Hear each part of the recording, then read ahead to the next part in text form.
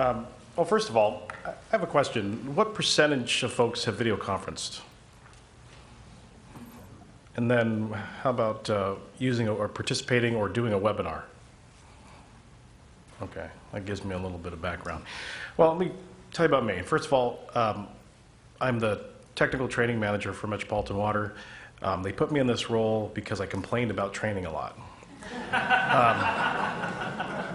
It was like, okay, you're going to complain, so now we're going to make you fix your complaints. Well, I'll tell you what, since I've been on this side of the fence, my respect for trainers has just skyrocketed, because the challenge of a trainer getting the attention of their trainees and conveying what they have to for legal reasons is very challenging. Okay, we've been video conferencing for about 10 or 12 years. In the beginning, we did a pretty good job of buying very expensive equipment. A normal video conferencing setup would be about $50,000. And with our agency, we're spread out from Los Angeles to out by Colorado River. So it's about 275 miles. You have that component of using the system, then you have also using it for other agencies. It worked well unless you had poor communications, as far as if you had a T1 line available. So in the beginning, infrastructure was poor. So where my headquarters was, it was about 100 miles from Los Angeles. So you had pretty much a 75% chance you were going to lose your video or your audio. So it pretty much tanked the participation in using video conferencing. More recently, probably about 7 years ago, we bought less expensive systems, which were actually far better, much like your TVs at home. Could you look at technology use here? I mean, what was $10,000 just a few years ago is now, $450 at Walmart. And it's similar in the video conferencing world. But really, the backbone of that is your communication. So our site that was in the middle of a field, which is now surrounded by houses, we now have T1 lines available so that we can have that reliable communication.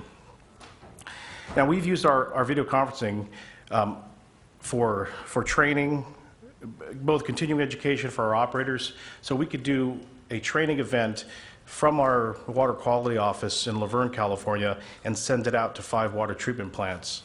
And all those operators could be participating in that continuing education.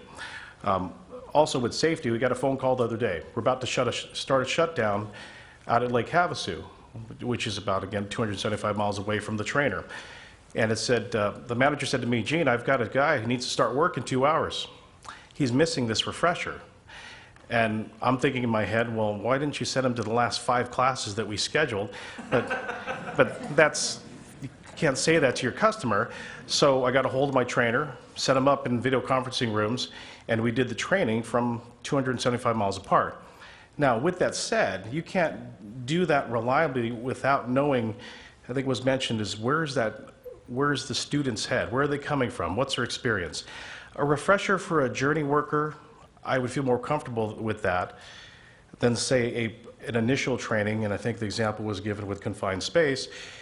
You can't be sure that that person's going to understand that information. And with that, I'll talk about the limitations of it. You can see the person on the screen, and they can see you. But it's not the same as if I look at you and I can ask you, do you understand? In fact, let me back up. I have a unique skill that I can tell you something and know what I told you, and you won't understand a thing I said. And the proof of that is that about every week or so, my wife tells me that I'm an idiot and I make no sense. Because really, I'll make a statement and she won't understand. Now, if I'm a teacher in front of my student, the student could nod, "Yes, I understand," but I can look at them and hopefully, with my unique skill of being able to interpret whether someone's understanding, like with my wife, I can get that they don't, and then I can proceed to restate it in a different way. Video conferencing, it's a weakness. You don't have that luxury of being able to read the person's face as well. Now, again, they are there, but it's as if we were standing 20 feet apart, 30 feet apart. So I can see your face, but I can't see that your eyes are glazed over. Now, just from the dollars, when you look at the cost savings in using video conferencing as a tool, our board of directors, they meet on a monthly basis, and not everyone who wants to attend can go. Well, all of our video conferences, excuse me, all of our board meetings are video conferenced, and that's recorded, so it's available online for folks to look at a later time. And then recently we had Don Metzler from the Department of Energy. He needed to give a presentation to our board concerning an issue on the Colorado River. So he video conferenced in, and so half the screen was his face, half the screen was his PowerPoint, and he gave his presentation, and there was a question and answer. It was really outstanding use of technology. Now, when you look at that infrastructure's in place, he didn't have to fly down, give his presentation for 15 minutes, and then fly back, much like I'm doing. Wait a minute. What am I doing here?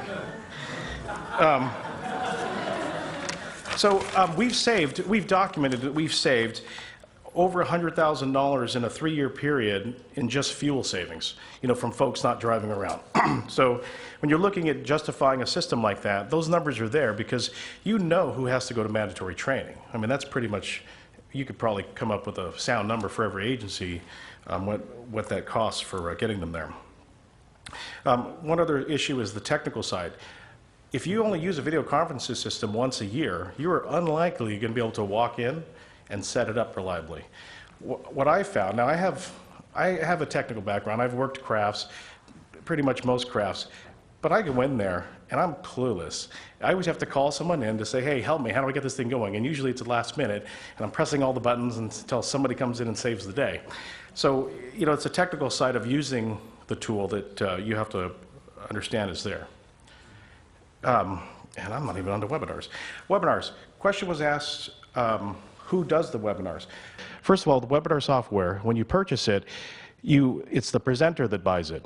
So I would say that if you've never used been part of a webinar as a participant, go online and you can find one pretty much 24 hours a day. There's one going on. Often they're recorded, but many times they're live. So if I'm going to present, I'm going to buy the software, I can schedule it, I put out a registration, they send me back their email information, and then the participants are given a phone number and a passcode so they can get into it, and a link. Now, you have a choice. You can either call in and you can hear over the phone, or you can use your computer's mic to talk back. What we do at our company, we tend to use the phone because most computers don't have mics. Also with the webinars is that depending on what software you're using, it may be that you can have 15 participants or you can have 500. So we do water quality updates on a quarterly basis with our agencies. And we do that by webinar where we could have 60 to 100 participants as a normal amount. Now with that many, you rarely have dialogue. Last week we did a train the trainer for a particular class where we need to roll out safety training because of an event that happened, and so we need to have, say, 8 people retrained immediately. So we had a webinar, and it was excellent because there was a dialogue between each participant. And by the way, some of the software can tell you whether that person's checked out or not. If you change screens, it'll tell the presenter. You're looking at something else. And then also, depending on the tool, you can give the screen to somebody else. So say if I was explaining something, and one of the guys says, hey, Gene, let me show you on that drawing what I mean. And you can give him the controls, and he can highlight that item on the screen. And again, if you haven't used it, I would say participate, and you'll see that with the tools, each one has a different benefit. Some will put the face on the screen, some won't. Personally, I don't really care what the person looks like myself, because I'd rather save that screen for the information. But I can understand the benefit of a speaker being up there. Now, the great thing about doing webinars is very inexpensive. With our company, we have 19 video conferencing systems, 3 of which are about $28,000, the rest about $19,000. The expensive systems require their own dedicated T1 line at over $500 a month. The other 18 video conference systems share one T1 line. With the webinar, you can pay a fee. It's usually a monthly or an annual fee, depending on how you want to set it up. And it's the cost of, say, one video conferencing system that now you can speak to literally hundreds or thousands of people at one time. You could start your own group and start lecturing people around the world. In fact, who needs to go to college?